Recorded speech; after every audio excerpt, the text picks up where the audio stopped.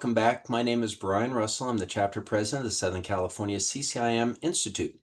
We are delighted to have two experts in 1031 exchange. Please give a warm welcome to Chris Ostalero and Michael Spring, both of Exchange Resources, Inc. Gentlemen. Brian, great to be here. So great to be a part of CCIM. Thank you. It's so good to have you here. Trusted partners are what this business is all about, right? It's the knowledge, absolutely. It's the integrity, it's the reputation, how you treat others the way you want to be treated. And I talking with you gentlemen before we started here, I know that's who you are as professionals. So it's my pleasure to have you on the show and help our audience learn more about 1031 exchange, the new rules, perhaps what the perils, the pitfalls, how to plan. So it's a good exchange that's beneficial for everyone involved. Yes, absolutely. Yeah, it can get a little complicated. There's a lot of nuances to 1031 tax deferred exchanges that way. That's why we're here to answer any questions and provide them with a consultation so that they feel comfortable about the process before even signing the exchange agreements. Terrific. Excellent. So there's going to be a couple of professionals you're going to need to help guide you. If you're that person, you're going to need an excellent real estate broker agent.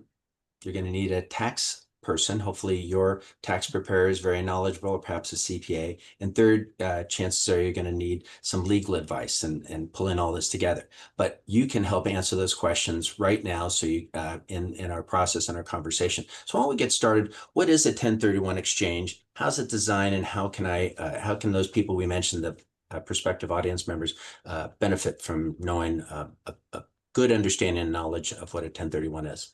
Absolutely. That's a very good question. So a 1031 exchange has been around for over 100 years, since 1921. So it's created millionaires, countless wealth for a lot of people, a lot of investors who've definitely taken advantage of the 1031 exchange tax code. And what it is it allows investors to sell their investment property when they have gain, right? If you don't do a 1031 tax deferred exchange, there's going to be a huge tax consequence, about 30 to 40%. You have the federal capital gains tax that you're going to be paying. You have the depreciation recapture. You have the California ordinary income tax. And then you also have the Medicare surtax, which is Obamacare. So that's about 30 to 40% on a $1 million gain. That's about 30 to 40% in taxes that the investor will be liable for if they don't do a 1031 exchange. So the 1031 exchange allows the investor to take that 1 million, roll it over into another investment property. They have to hold that property as an investment property, and that way they can defer their capital gains taxes and create more wealth and buy more properties. So they can sell their property here in California and buy in other states. They can take multiple properties that they own and consolidate it into one. They can buy vacant land, commercial properties, residential. There's so many things that investors can do with their properties, depending upon where they're at in their life. The older they are, the more they're thinking about the management headaches that are associated with rental properties. So these investors can actually roll their investments over into what's called a Delaware statutory trust, which allows investors to own a fractional ownership of a portfolio of real estate where they have a residual income on a monthly basis. And they have the benefits of the depreciation, the appreciation, the cash flow, and the rate of return without having to manage properties anymore. So think of the 1031 tax deferred exchange as a tool to be able to help investors acquire properties depending upon where they're at in stage in their life, whatever stage they're at in their life, and acquire that type of property, whether it be acquiring more properties or just not acquiring any more properties and just, not having to deal with management headaches and going into a Delaware statutory trust. So lots of tools. Excellent. So there's an active approach. If you sold a 4-unit apartment building, you can buy another 4-unit apartment building if that's what you want, and that's fine. If you want to transfer to buy an office building, you can do that, just so it's income generating, correct? Yes, correct. It has to be held for the productive use of a trade or business or held for investment purposes. That's in the code. You can't sell a primary residence and defer the capital gains taxes on the primary residence and roll it into an investment property, just like you can't sell an investment property and then roll that into a primary residence. The intent of having it as an investment property is of utmost importance. And income generation. Okay, very good. Yes, yes. All right, excellent. So now income generation. So if you sell an apartment building and you want to buy an industrial complex, or if you wanted to buy a multi-unit office building, you can certainly do that as well, correct? Yes, Okay. absolutely, It's absolutely. income generation, that's the key. All right, Income generation. very good. All right, is there any typical customers that you see that really like a particular format within the 1031 exchange, or do you try to encourage your clients to get out there in the marketplace before they put their listing on the market and where they want to go? If they want to go to another market, another state, should they do that research before they put all this in motion, or just get going and then figure it out later? Absolutely. And what we recommend is even before you do the listing, you do your Mhm. research and find out all the properties that you don't want. Mhm. That way you can weed out everything that's not something that you'd want to purchase. But many investors really don't plan, and they do this the last minute, which is not the right way to do it. Right. Because when they get into the 1031 exchange, they sell their relinquished property, it closes, and then they have that 45 days. Right. Sometimes that's the time that they start looking, and then they're not able to find the properties that they really want, Yeah. and then they don't have anything to purchase, or it falls out of escrow. Right. So they're going to wind up having a huge tax consequence. So we always recommend our clients, our investors, to start planning now and start working with a broker either here in California or other states, and start trying to figure out what properties that they don't want, so that way they can kind of filter it out and narrow down to the properties that they really want once their property is listed. Right. Yeah, and if I could just add to that, Chris is right. The 45-day period, it sounds like a lot of time. It's not. It goes by very, very fast. And what a lot of taxpayers or clients of ours, they're unaware of is that there's nothing precluding them from going ahead and finding a replacement property, putting down a deposit, locking that in, and doing that before the relinquished property actually closes. And they can actually get refunded from the exchange funds for that deposit. So I totally agree with Chris that there's nothing stopping the taxpayer from doing their homework early and making sure that they can meet the 45-day window. That's right. That reverse exchange there, it's also a tool in the toolbox as well. So if you find that perfect replacement property and you have the means, you can lock that in and get reimbursed in the exchange process. Yes. Absolutely. And we do tons of reverses every single month. But the most common is the delayed. That's where you sell first, then buy later. There's the build to suit, the construction exchange. We do all of them. Excellent. Excellent. Sounds And like Michael, I want to interject. So normally when we see people who are afraid of that 45-day period, they have a great property that they want to sell, but they're afraid to let it go because within that 45 days, maybe the inventory is not there, or there's a short supply of really good properties. A lot of these investors are afraid to let go of a great property and just settle for something that that they really don't want. Right. So that's where the reverse exchange comes in, where opportunity is knocking on their door. They're maybe taking a vacation in Las Vegas or Arizona or Washington, and they fall in love with this 8-unit apartment complex, and they can go ahead and close on that property. But we have to utilize what's called an exchange accommodator title holder, where once that property is locked into escrow, before they close on that property, it has to be dropped into what's called an EAT, an exchange accommodator title holder, which is a corporation. And that takes title off of that investor, completely off of that property. Then what happens is they can go ahead and sell their relinquished property and use those funds to repurchase that property in that corporation. The most important thing is that they cannot be on title to both properties at the same time, because they would in turn just be exchanging to themselves. That's why it requires an attorney, an EAT, which is an exchange accommodator title holder, which is a corporation.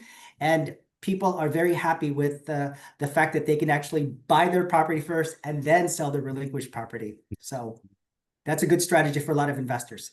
good. And it sounds like the recurring theme I keep hearing is get prepared. Yes. Isn't difficult, but it can be very stressful, and that 45 days can be not a very productive 45 days because there's fear involved, and you're flying by the seat of your pants. Do yourself a favor, sit down, get some good consultation, and figure out a game plan. Yes. Exactly. and work out how long you estimate it's going to be on the market before it sells. And hopefully you're right on, but if you have that opportunity. All right, good.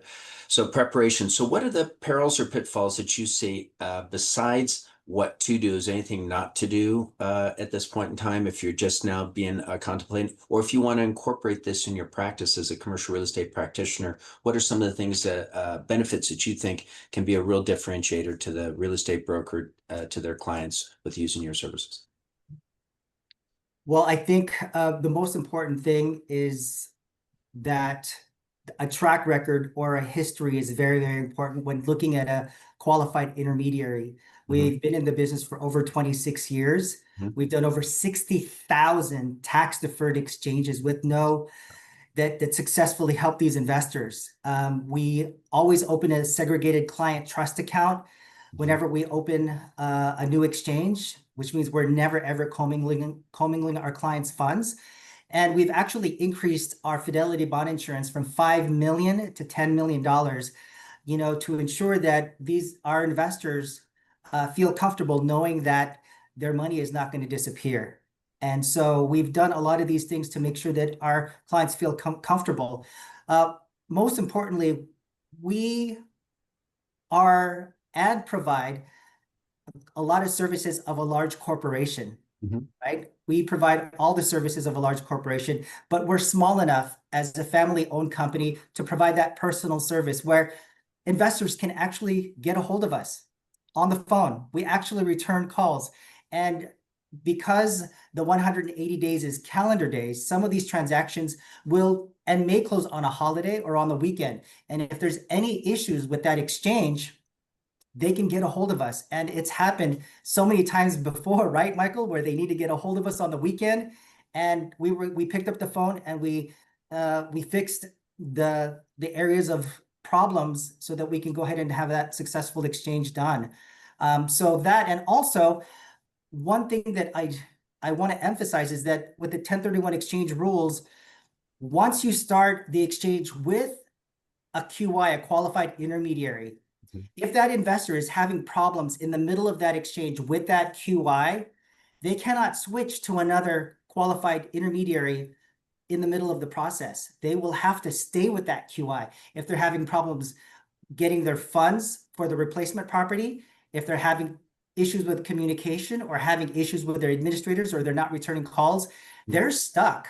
So the thing is, they really need to utilize the services of a qualified intermediary with integrity that they can trust, who has a great track record like Exchange Resources.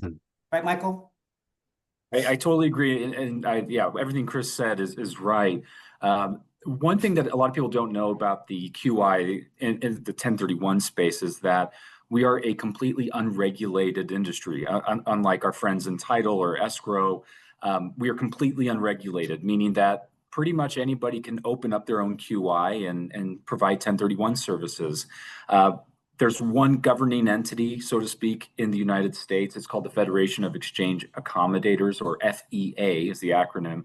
That is the only entity that kind of keeps an eye on, as Chris was saying, maybe QIs that are performing as well. Maybe they aren't calling back. Maybe they are doing things that are unscrupulous with their clients' funds, whatever the issue is. So it's important to choose a QI that is a member of the FEA. We have been a member of the FEA since it was founded. We also help with legislative efforts. One thing that a lot of people don't know is that 1031 is always on the chopping block. Some members of Congress would like to do away with 1031 or cap it at about 500,000. So the FEA and Exchange Resources, we are actively working with Congress to ensure that that doesn't happen, because that affects not only people like Chris and I, but all of our friends in escrow, title, and our brokers and agents as well. It sure would. Yeah, that'd be very impactful. Well, you spoke about several different capacities and roles. Is it accurate that if a client comes to you and you'll line up all those professionals needed to make this exchange appropriate? Yeah, absolutely. So what we always recommend from the beginning is if a broker reaches out to us and says, here's my client, John Smith, he wants to do a 1031 exchange. Our next question is, who's John Smith's closing officer and who's the CPA? And then it's good to do a preliminary phone call and just talk about, as Chris was saying, it's good to have a goal in mind, to know what's your plan with the new property? What are you going to do? Do you know how much your gain is? Do you know what you need to buy for? So yeah, we like to set everybody together to ensure that they have a successful exchange. Good. That's important. A lot of people feel very like family stewards of fortune. So if they're fortunate enough to inherit a property worth a couple $1 million and that property isn't appropriate for their family now, and they want to take those and reinvest those funds, it's very important. They feel very there's a lot of focus on making sure you do it right, because you only have one opportunity to do it correctly, and to be able to work with people like yourselves to make sure that you'll guide them well in the real estate program. I had one client that both retired, and their criteria was, I want to sell the property here in Southern California, and they wanted to buy property in Vermont. I said, well, what's taking you back in Vermont? Grandkids. Yeah. One kid and their 2 grandkids are back in Vermont. So now their rationale is Uncle Sam will pay them for a annual visit to go and visit their property. And I love that. It's be a Starbucks drive-through, but that's independent of the story. I thought that was a cute motivation on where to go place capital. It is. Yeah. I like that. Gentlemen, is there anything else that you'd like on the technical side or on the resource side that you'd like to share before we move on? Yes. So I'd actually like to interject and say that a lot of baby boomers who want to be closer to their families, they let's say their family is in Arizona, their daughter and their son is in Arizona, and they're located in San Diego, right? They can sell their investment property and buy something in San Diego, have them move into that property and have them rent it out from them, so that they're actually closer to home. And again, when they're done doing their exchanges and they pass away, they get the kids, the family, the heirs receive a step up in basis, which means that they can actually either sell the property the following day at fair market value and all those taxes are forgiven, or they just continue to live in that property, inherit that property. And that's just one of the benefits of being able to do that with a 1031 exchange, is moving your family closer. And we've seen many investors, especially baby boomers, do that to be closer to their grandkids and their children.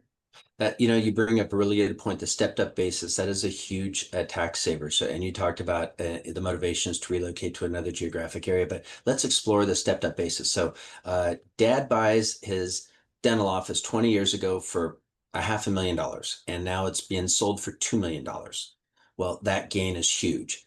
Dad passes away a couple months ago. So if you're the young real estate agent or the broker, you're going to get a call from the attorney, say, look, my client passed away August 10th, and I need a value on the date of his passing or her passing, whichever the case is. So that broker price opinion, the property's worth 2 to 2.1 million. Very good. And on that date of death. And that's the reason why is to work with this stepped up basis, correct?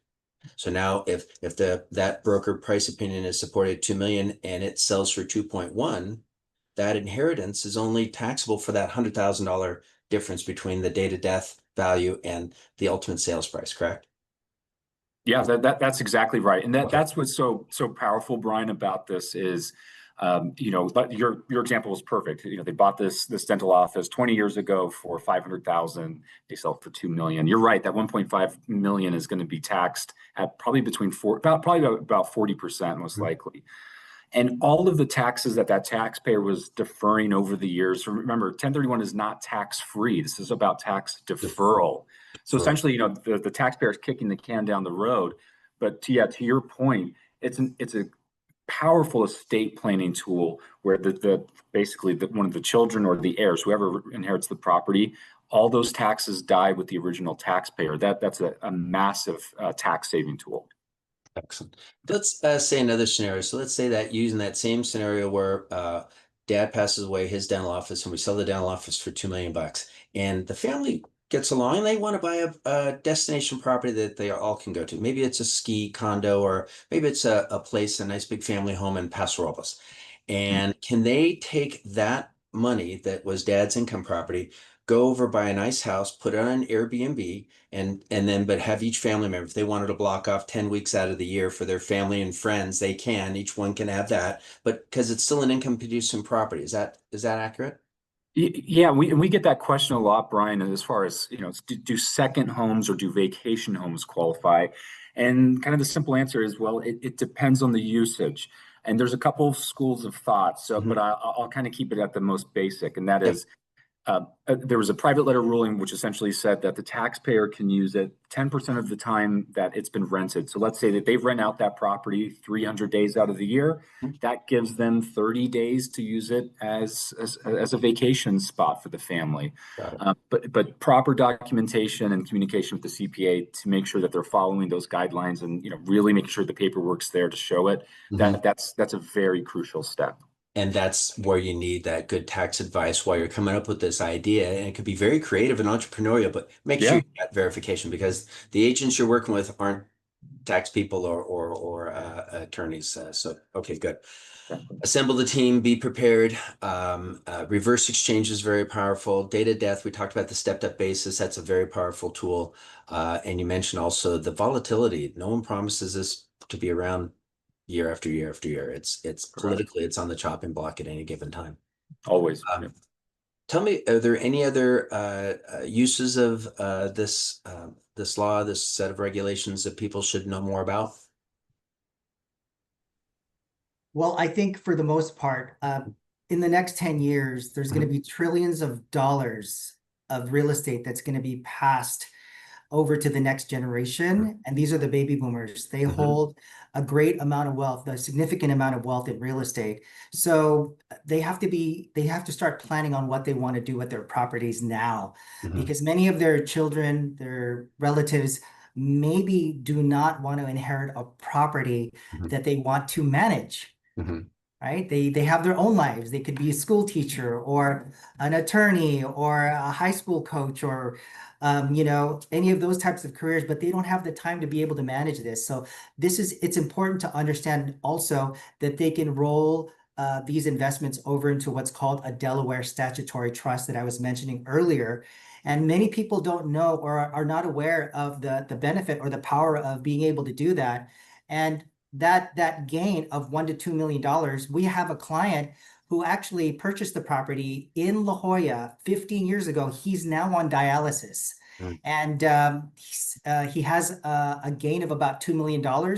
And he was just going to sell the property and pay the taxes of 30 to 40%. That's about $600,000 to $800,000 in taxes that is going to be wasted. It's just going to go to the black hole. So we were able to talk to the daughter who is helping him with his estate, and we were able to give him his options.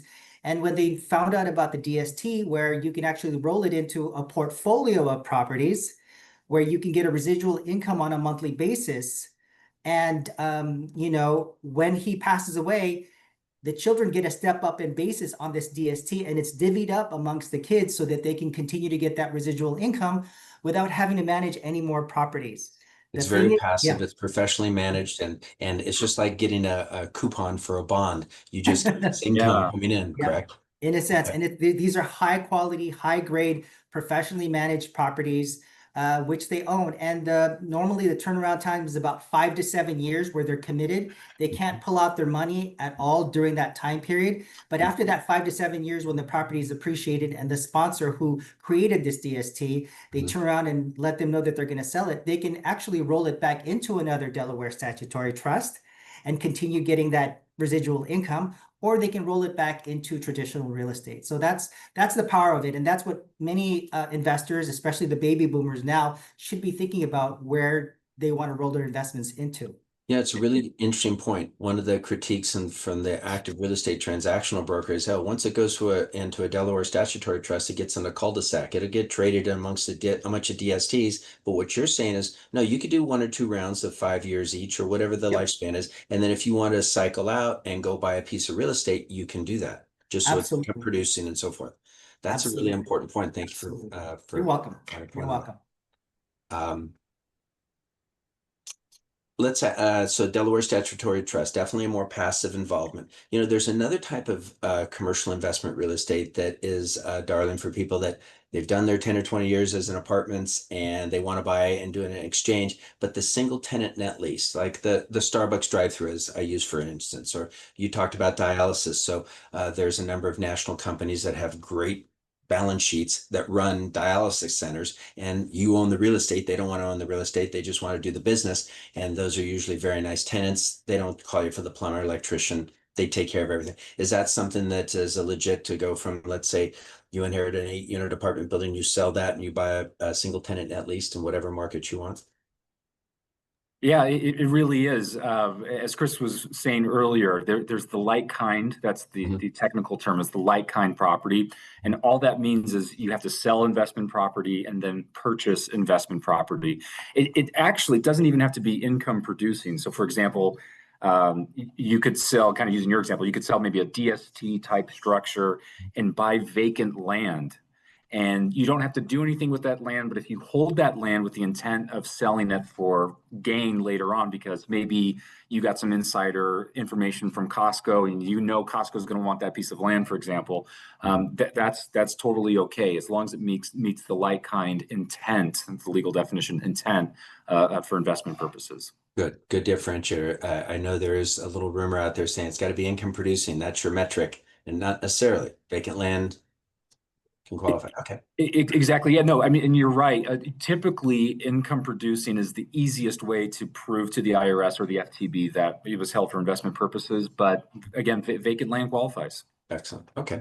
And if I can interject on that Sure. vacant land, with what Michael was saying to his point, if the investor buys the vacant land with his intent to build properties on that vacant land and then turn around and sell it, that does not qualify for a 1031 exchange because his intent is to just build and sell a property, not to hold it for long term. So that's something that many investors should take a look at. Intent is the most important thing.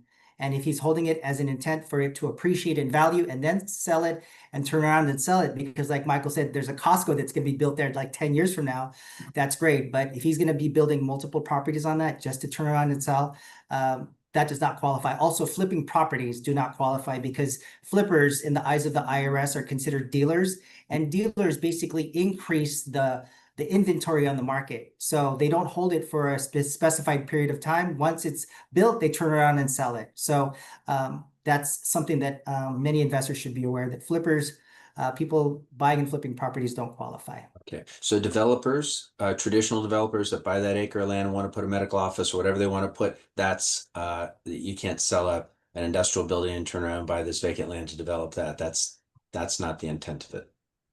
Exactly. It's just like what Chris was saying. Unless they're going to hold on to that for 10 years, it doesn't have to be 10 years, but 2 years or more. Yeah, the IRS has basically come out and said, that's really a business. It's not really the intent to hold for investment purposes. So yeah, exactly what Chris was saying. It's got to be held for at least 2 years. Yeah. So no developers, no flippers. So it's good to know what this set of laws is meant not for, and is just as important as who it is meant for. Okay, good. All right. It's been a great discussion. Is there anything else that you'd like to leave our listeners with? We always recommend that they go ahead, Michael. Oh, I was just going to say the only thing I would recommend, especially for our brokers and agents out there, is some of this information is overwhelming at first, and it could just seem like a lot.